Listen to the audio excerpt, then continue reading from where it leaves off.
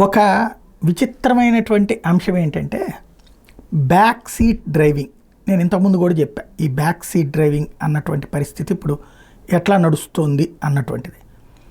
అందులో కీలకమైనటువంటి అంశం ఏంటంటే లేటెస్ట్గా ఈనాడు ఒకటి రాసుకొచ్చింది. కోటికి డీడీలు తీసింది ఎవరు, పేర్నాని కుటుంబానికి తెలియకుండా ఇదంతా సాధ్యమా, పేర్నాని కుటుంబానికి తెలియకుండా ఇదంతా సాధ్యమా అన్నటువంటి కోణంలో నుంచి ఒక స్టోరీ రాసుకొచ్చింది.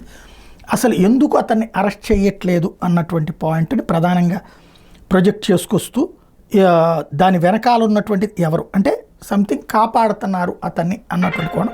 ఒక రకంగా చెప్పాలంటే అరెస్ట్ ఎందుకు చెయ్యరు అన్నటువంటి పాయింట్ని ప్రస్తావించినట్టు అని చెప్పాలా. దాని వెనకాల ఉన్నటువంటిది ఏంటి అన్నటువంటి విషయం అయితే మాత్రం ఎవరికి అర్థం కాకుండానే కథ నడుపుతున్నారు అన్నటువంటి దాన్ని ప్రొజెక్ట్ చేసుకొచ్చింది. మాజీ మంత్రి పేర్నాని వెంకటరామయ్య కుటుంబానికి చెందిన గోదాములు మచిలీపట్ల బియ్యం మాయమైన ఘటన అటు అధికార యంత్రాంగం ఇటు కూటమి నేతలు మంత్రులు చేష్టలోకి చూస్తున్నారు. బాధ్యులపై క్రిమినల్ కేసులు నమోదు చేశామని వాళ్ళు పారిపోయారని పోలీసులు చెబుతున్నారు. మరోవైపు పారిపోయారని ఎవరి గురించి అయితే చెప్తున్నారు. అదే వ్యక్తులు యథేచ్ఛగా తమ పనులు తాము చేసుకుంటున్నారు. బియ్యం మాయం ఘటనపై కోటి డీడీలు సమర్పించి జేసీ కార్యాలయంలో ఇప్పించారు. అంటే డబ్బు కట్టాకే కేసే ఉంటుందనే కోణంలో బలహీనపరిచేలా వ్యవహరిస్తున్నారు. అయినా పోలీసులు మాత్రం బాధ్యులు ఎక్కడున్నారన్న కోణంలో విచారణకే జరపడం లేదు. వారి అరెస్ట్ దిశగా ప్రయత్నాలు లేవు. తమ గోదాంలో నిల్వ చేసిన బియ్యం తూకంలో తేడాలు ఉన్నాయంటూ పేర్నాని కుటుంబం లేఖ రాసి 20 రోజులు అవుతున్న అధికార యంత్రాంగం ఇప్పటికే మినమేషాలు ఎక్కిస్తున్నారంటే అర్థం ఏంటి? రేషన్ బియ్యం అక్రమాలకు కొమ్ము కాస్తున్నట్టు కదా. అంతా కలిసి కుంభకోణంలో అడ్డంగా దొరికిన మాజీ మంత్రి కుటుంబాన్ని బయటపడేసే ప్రయత్నం చేస్తున్నారా అనే సందేహాలు వ్యక్తమవుతున్నాయి. నా గోడౌన్లో నుంచి తరలించేటప్పుడు బియ్యం కొన్ని తగ్గినాయ్యా, డబ్బులు ఇచ్చేస్తాను నేను అన్నాడు. నిజంగా మోసం చేయాలంటే ఏం చేయాలా?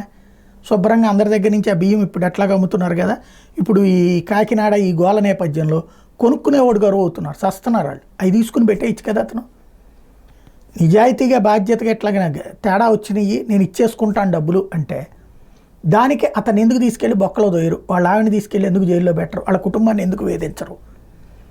బియ్యం కిందనే తీసుకెళ్ళి అట్లా జైల్లో పెట్టాలి అంటే రాష్ట్రంలో రేషన్ బియ్యం అమ్మే ప్రతి ఒక్కళ్ళని జైల్లో పెట్టాలిగా. ఎన్ని లక్షల మందిని పెడతారు అప్పుడు? రేషన్ డీలర్ నుంచి రేషన్ అమ్మేటటువంటి సాధారణ పౌరుల దగ్గర నుంచి ఎంతమందిని జైళ్ళలో పెడతారు బేసిక్గా. ఇంకోటి, ఇది తరలించుకుపోతే ఎక్కడన్నా పట్టుకుంటే ఖచ్చితంగా క్రైమ్.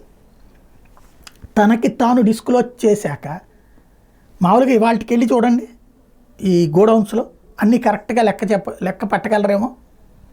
గోడౌన్లలో ఈ ప్రాబ్లమ్స్ వస్తుంటాయి. ఓ బస్తా ఎక్కువ వేశారు, లేకపోతే ధాన్యం జారిపోయిందనినో, ఇట్లాంటి చాలా కథలు ఉంటాయి. దాంట్లో లోపాలు ఉండవని నేను చెప్పా.